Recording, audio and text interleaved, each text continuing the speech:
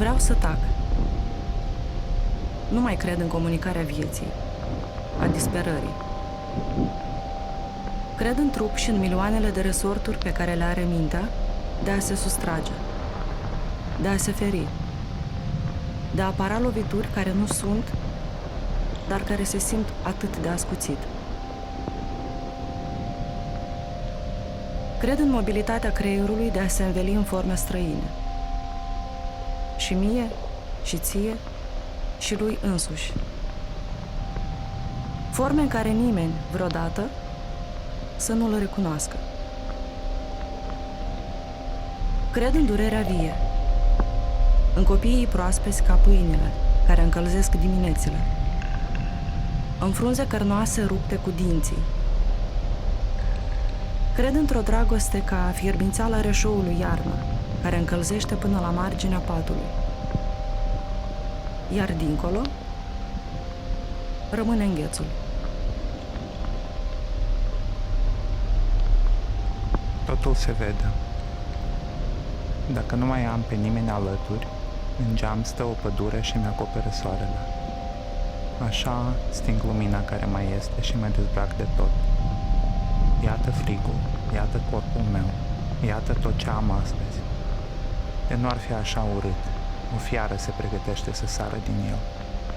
Iată, corpul meu se pregătește să moară. O fiară de care să pot spune, iată, prietenul meu, iată, soarele a răzbătut, totul se vede. Mâinile sunt cu mine, picioarele sunt cu mine, capul stă pe gât, umerii mei îngheață, gâtul meu tremură. Capul meu e o bucată de gheață în care se vede cum crește iarba și se întinde după vântul din primăvară. Dar mâinile mele sunt cu mine și totul se vede.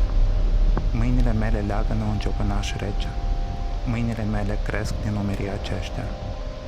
Să mă îmbrac în fier, să mă apropii de apă. Să mă îmbrac în aur, să mă ascund sub pătură. Să ies afară și afară să înflorească. Așa e numai mirosul de sânge când traversez strada. Mirosul de sânge din copilărie când corpul meu încăpea sub masă sau în dulap, sau în sertarul cu lucrurile ascunse de mamă. Când era puțin de îmbrăcat, de hrănit, de purtat în brațe. Mirosul de sânge când m-am tăiat într-o dimineață la gleznă și fugeam acasă, până la ușă, cu o șuviță de sânge după mine. Vreau să adorm repede într-o lume frumoasă, plină de oameni care să mă iubească.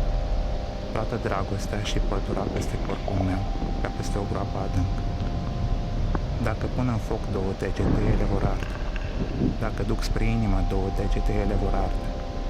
Dacă îmi tai 2 degete, ele vor arde. Focul se ridică în cerul întunecat. Noaptea se vede mai bine. Aceasta este casa mea și culcușul fiarei. Unghiile cresc, părul iese din piele, numai lacrimile nu.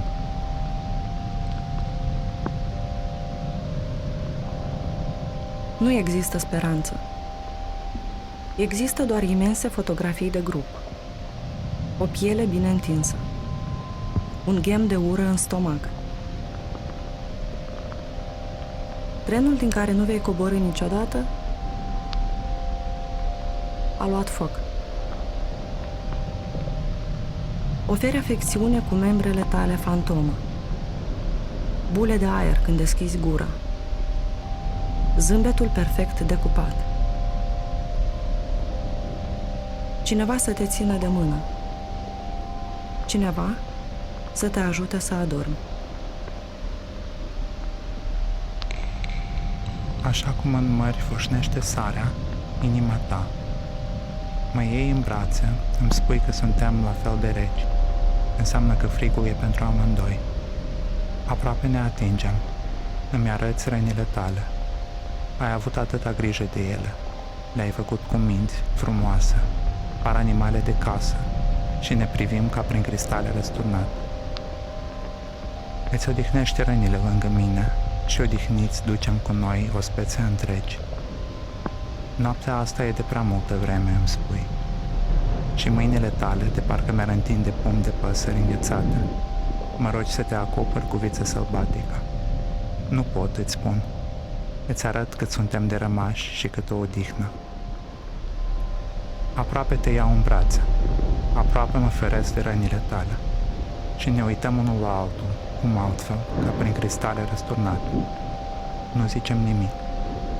Și așa cum în mări foșnește sarea, inima ta.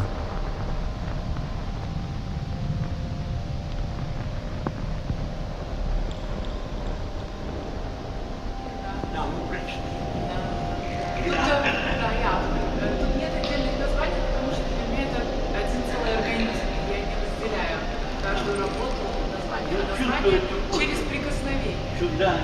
Да, Саша, а вот внутри ты еще не был, там, где такое впечатление, что ты это струящийся камень, или струящееся время, или вообще что-то такое. Идем.